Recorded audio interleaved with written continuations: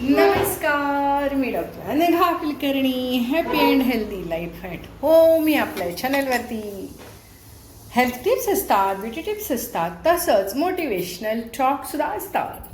छान दिसतात की नाही या बांगड्या? मस्त दिसतात या. खऱ्या सोन्याला मागं टाकतात, इतक्या सुंदर दिसतात. आणि हे आपलं काहीतरी छंदी फंदी घालायचं, असं काहीतरी भारी वाटतं. वय झाल्यासारखं वाटत नाही, स्पेशल फील येतो आपल्याला. कारण इतर सगळी केलेली फॅशन काय आपल्याला छान दिसत नाही. आता वयोमानानुसार काय दिसतंय, हे असं टिळा लावणं वगैरे असलं भारी दिसतं. राधे राधे, छान वाटतं असं काय काहीतरी करायचं जरा.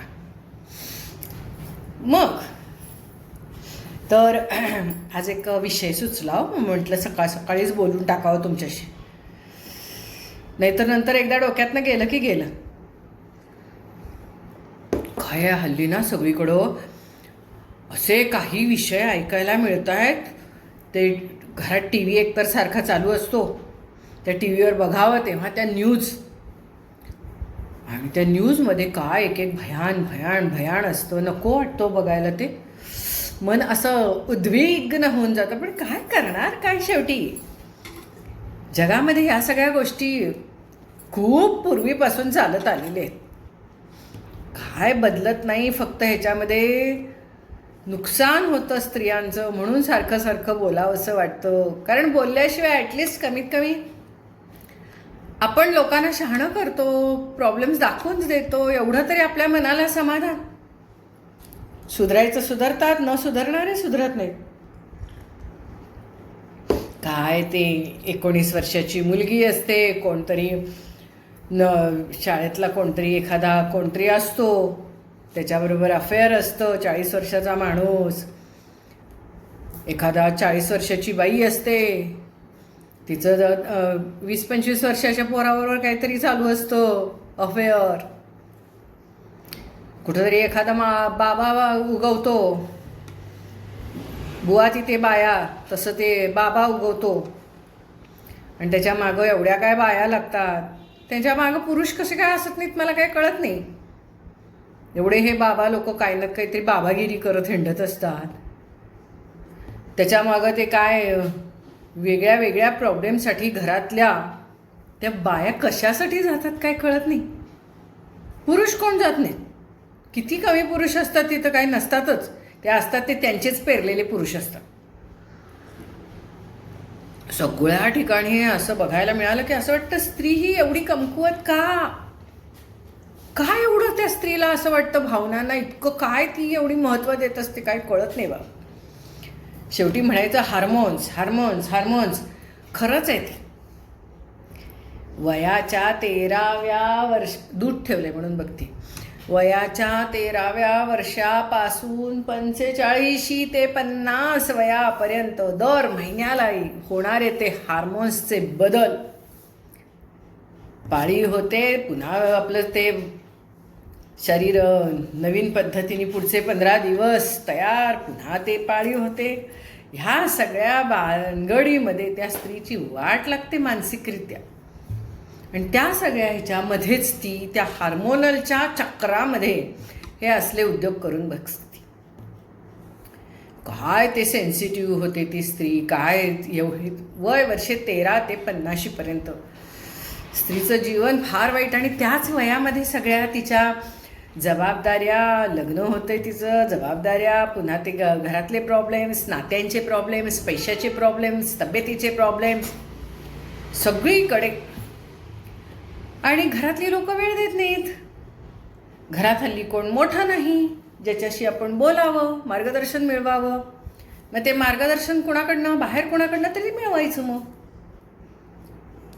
बाहेर कोणीतरी छान बोललं, चांगलं बोललं, प्रॉब्लेम ऐकून घेतला. प्रॉब्लेम कोणीही सोडवायला येत नसतो, कोणी कुणाचे प्रॉब्लेम सोडवत नसतो. पण कोणतरी मन मोकळं करायला मिळालं किंवा नुसतं ऐकून जरी घेतलं तरी ती स्त्री खुश, ती मुलगी खुश. मग ते समोरचं कोण असू दे, वय नाही, जात नाही, पंथ नाही, काय काय काय बघायचं नाही. आणि त्या व्यक्तीच्या आहारी जायचं. फक्त मन मोकळं करण्यासाठी म्हणून ती एक जागा शोधते. तिला कोणीतरी ऐकून घ्या बस. पण ते ऐकून घेणारी व्यक्ती घरातल्या कोणीच नसतात. ना मुलं असतात, ना नवरा असतो, ना कोण घरातलं कोणी तिचं ऐकूनच घेत नाही. तिलाच सगळेजण ऐकवतात. आणि मग बाहेरचं असं कोणतरी ऐकून घेणारं मिळतं. मग मिळतं म्हणजे ते सावज शोधतच असतात आणि हे सावज आपोआपच सापडतं. स्त्री आपोआपच सापडते कुणाच्याही जाळ्यात. 4 शब्द गोड बोलले की झालं. ही लगेच विश्वासच ठेवते, भरोसाच ठेवते. खरं त्या स्त्रीला दुसरं काही अपेक्षा नसते. त्या बाबा लोकांच्याकडे सुद्धा या स्त्रिया का जातात? ते मंत्र आणि तंत्र आणि ते काय गंडे दोरे बांधून घ्यायला. तिथं त्यांचं शांतपणे ऐकलं जातं. दुखणं किंवा जे काय मन मोकळं करतात त्या स्त्रिया जाऊन तिथं भरपूर वेळ देतात ते लोक त्यांचं ऐकून घ्यायला. त्याची मग ती फी वेगळ्या पद्धतीने आकारतात. आणि स्त्रीला काय हवं असतं? फक्त तिचं ऐकून घ्यावं, तिची बाजू ऐकून घ्यावी. आणि तिची बाजू ऐकून घेऊन होय बाई तुझ्यावर अन्याय होतोय, अत्याचार होतोय, काय बाई करायचं असं म्हटलं की झालं, स्त्री खुश. आणि हेच तर ते बाबा लोक करतात किंवा फायदा घेणारी लोक करतात. आणि मग हळूहळू असं ऐकून घ्यायचं, तिला आधार द्यायचा प्रयत्न, म्हणजे खोटा आधार द्यायचा, गोड बोलायचं. आणि ह्यातून ती स्त्री भुलते. सुरुवातीला नुसतं गप्पा मारणारं आणि मार्गदर्शन करणारं असं कोणतरी हवं असं वाटत असतं. मग आधार, मग आधारातनं पुढं आणि जवळीक, आणि मग स्पर्शाची भावना, मग ते सगळं पुढं जातं. आणि मग तो अतिविश्वास, आणि मग झोकून देणं, सर्वस्व देणं. इथं ते थांबत नाही. पुढे त्या स्त्रीची लूट होते. शारीरिक नव्हे, शारीरिक लूट काय हो, ही तात्पुरती होती. त्या व्यक्तीचा सुद्धा थोड्या दिवसांनी इंटरेस्ट कमी होतो, जी कोण असते व्यक्ती तिचा. मग तिची लूट सुरू होते पैशाची, आणि ती न संपणारी हाव. ती स्त्री लुटली जाते. कधी घरातले, ती स्त्रीकडे पैसे असतील तर पैसे देते ती, नाहीतर दागिने हा प्रकार आहेच की तिच्याजवळ देण्यासाठी. तो ती दागिने देते, नेऊन देते. आणि शेवटी पैसे, अडका, दागिना वगैरे संपला की तिला असं खड्यासारखं बाजूला टाकलं जातं. पुन्हा एकदा तिला, म्हणजे जे घरामध्ये तिला वाटत असतं की आपल्याला कोणी भाव देत नाही, आपल्याला कोणी विचारत नाही, ते पुन्हा एकदा तिचं मन मोडतं, ब्रेकअप होतं तिचं. आणि त्यावेळेला ती पूर्ण, घरातली लोकांनी कमीत कमी तिला असं तर केलेलं नसतं ना, लुटलेलं तर नसतं. इज्जत लुटलेली नसते घरातल्या लोकांनी, किंवा घरातल्या लोकांनी तिचा पैसा अडका लुटलेला नसतो. फक्त तिला मानसिक वेळ देत नसतात.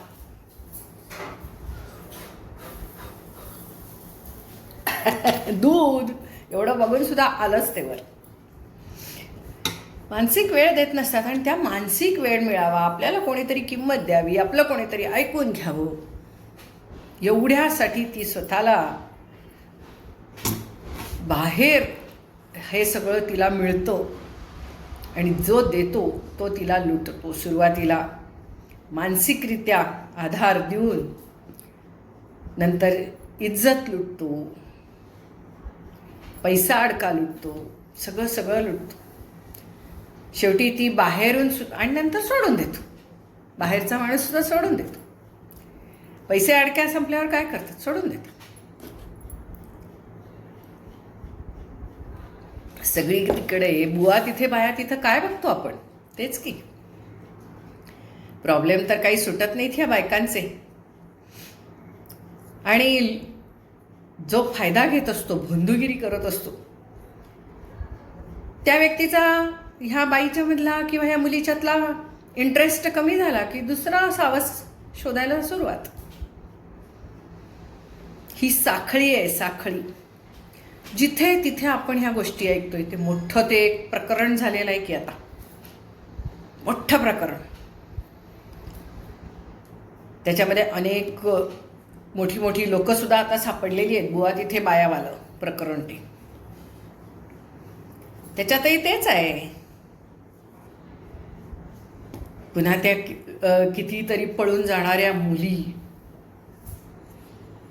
अल्पवयीन मुली, अजूनही 18 पूर्ण होतंय की नाही तर पळून जाणाऱ्या मुली कितीतरी आहेत. 40शीतल्या बायका ज्या घर सोडून जात आहेत, सगळं व्यवस्थित असताना घर सोडून जात आहेत, फक्त एवढ्या एका कारणासाठी की घरात किंमत देत नाही. कसा मार्ग काढायचा हो याच्यात?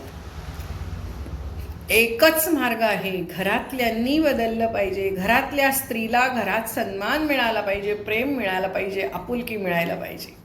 सगळं बंद होईल. ती तरुण मुलगी सुद्धा, तिच्यावरती काही वेळेला इतकं प्रचंड स्वातंत्र्य दिलं जातं, पैसा दिला जातो की तिला घरातल्यांची किंमत वाटत नाही, मूर्ख वाटतात घरातले. काही वेळेला तिच्यावर एवढी बंधनं लादली जातात की ती बंधनं नकोशी वाटतात. काही वेळेला घरातले क्लेश, भांडणं, संघर्ष, घरातल्यांच्या बरोबर असलेले, कधी सासूसून, कधी आई वडील, कधी याऊ, कधी त्याऊ, यांचं सगळं बघून ती मुलगी पुन्हा बाहेर फेकली जाते. का तर घरातलं हे सगळं बघून तिला असं वाटतं बाहेर प्रेम मिळेल, म्हणजे प्रेम शोधायला बाहेर जाते. असंच हे सगळीकडे चाललेलं आहे. आता सगळीकडे हेच चाललेलं आहे. एकूण काय तर प्रत्येक जण आपलं, मला किंमत दिली नाही, मला प्रेम मिळालं नाही, मला आपुलकी मिळाली नाही, हे सारखं सगळीकडे दुःख सांगत बसतात आणि सगळ्या गोष्टीत दुःख करत बसतात. आणि माणसाला सुखापेक्षा दुःखच उगळायला आवडतं. त्याला आयुष्यात फार आवडीची गोष्ट आहे विवळायचं. याऊ नाही, त्याऊ नाही, कोण काय बोललं, कोण अपमान केला, कोण विचारत कसं नाही, काय नाही, सतत बायका विवळत असतात. काय नाही तर शेवटी तब्येत, गुडघाच दुखतंय, छातीतच दुखतंय, पायात मुंग्याच येतात, डोकंच बधीर होतंय, याऊ त्याऊ सुरूच. एकूण बायकांना विवळायला आवडतं, आनंदी राहायला आवडत नाही. हेच जागतिक सत्य म्हणायची पाळी आलेली आहे. घरच्यांनीही बदललं पाहिजे, स्त्रीला वेळ दिला पाहिजे आणि स्त्रीनंही स्वतःला बदललं पाहिजे की कशाला विवळता तुम्ही, का विवळता, काय गरज आहे. देवानं आपल्याला इतकं सक्षम, मस्त, सुंदर, देवाने एवढं सगळं आपल्याला दिलेलं आहे. आपल्या घरातलं स्वयंपाकघर आपल्या हातात आहे आणि काय पाहिजे. स्वयंपाकघरामुळे सगळं घर आपल्या ताब्यात आहे, आपल्यावर अवलंबून आहे आणि काय पाहिजे हो. कशाला त्यांनी प्रेम द्यावं, त्यांनी येऊ द्यावं, त्यांनी तेव द्यावं म्हणून बाहेर शोधत बसता, काय गरज आहे हो. हे सगळे बुवा बिवा, हे सगळे जिवंत लोक बघण्यापेक्षा तो एक वरचा तो देव आहे, कृष्ण आहे, राधे राधे म्हणा, त्या भगवंतावर प्रेम करा. हे न दिसणारे जे आहेत ना, यांच्यावर प्रेम करा. किंवा खूप सारे गुरु आहेत, समाध्या आहेत, त्याच्यावर प्रेम करा. हे अशा जिवंत लोकांवर प्रेम करू नका, जिवंत लोकांच्या आहारी जाऊ नका. या जिवंत लोकांचा काय भरोसा आहे हो. आज एक तर उद्या एक. आज राज्य करत असतात लोकांच्या मनावर, दुसऱ्या दिवशी बाहेर जाऊन चपला खात असतात ही लोक. माहिती आहे की असे आपण कितीतरी गुरु आणि कितीतरी लोक बघितलेली आहेत, सुसाईड करून घेतलेली मोठी मोठी माणसं, गुरु म्हणवणारी. कशाला त्या लोकांच्या नादी लागायचं, जिवंत माणसाच्या नादी लागायचं नाही बघा, काय गरज नाही. कारण तोही शेवटी माणूसच आहे जिवंत. मग हे जे गुरु आहेत, जे आता ज्यांचे अवतार संपलेले आहेत, त्यांना भजावं, त्या भगवंताशी कनेक्ट व्हायचा प्रयत्न करावा, नमस्कार करावा. तो जो आधार आहे, तो जो विश्वास आहे, तो फार मोठा आहे, अफाट अचाट आहे ती शक्ती. जिवंत माणसांच्या नादी लागू नका, ना घरच्यांच्या ना दारच्यांच्या. घरच्यांच्यावर तरी कशाला अवलंबून राहायचं जिवंत माणसांवर, होय की नाही. आपण मस्त राहावं, त्या भगवंतावर अवलंबून राहावं, भगवंतालाच मागावं जे काय मागायचं ते, त्याच्याच जवळ सांगावं जे काही सांगायचं ते. त्याला आहे ना आपली काळजी, आपण त्याची लेकरं आहोत. काय कळत नकळत तो आपल्याला असे काही माणसं आपल्याला पाठवतो की जी कळत नकळत आपल्याला आधार देऊन जातात. काही विचार असे पाठवतो की कळत नाही कळत आपल्याला असं मस्त वाटून जातं. प्रयत्न तर करून बघा. माणसांवर अवलंबून राहू नका, अजिबात राहू नका. इमोशनली तर नको. फसगत 100%.